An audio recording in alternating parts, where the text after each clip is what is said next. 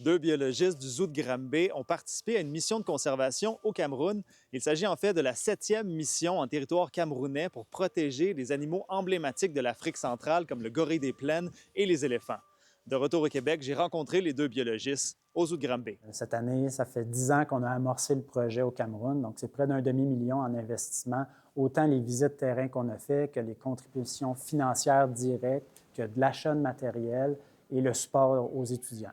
Donc tout ça pris ensemble, ça a été supporté. On a nos gorilles ici au zoo là, qui se font entendre. En fait, les espèces qu'on vise principalement au Cameroun, on parle du gorille des plaines qu'on a ici derrière nous, puis on a aussi l'éléphant des forêts. Donc, c'est deux espèces sur lesquelles on travaille beaucoup dans le parc national de Campoman. Et depuis maintenant 2 ans, avec le parc marin qui s'est créé, on veut aussi apporter un appui sur les tortues marines. Au Cameroun, les parcs nationaux, les aires protégées, c'est quand même pris au sérieux. C'est important. Ils protègent leur biodiversité du mieux qu'ils peuvent, mais ils font face à de sérieux défis, des pressions constantes par le développement économique, par la présence de braconniers, entre autres. Le voyage était également une opportunité de voir les effets des missions du passé, par exemple l'ajout de ruches fournies par le zoo afin d'améliorer la cohabitation entre les habitants locaux et les éléphants.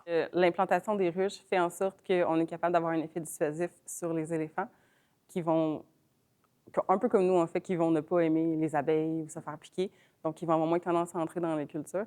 Et en plus, bien, en ayant des ruches, ça rapporte un revenu supplémentaire pour les communautés locales qui peuvent récolter le miel et faire des produits, on pense à des chandelles ou à des savons. Et ça, justement, on a quelqu'un là-bas qui s'occupe très bien de mettre ça en place avec les communautés locales, de faire le suivi, qui est rendu un peu notre ambassadeur là-bas, donc d'encourager des initiatives comme ça.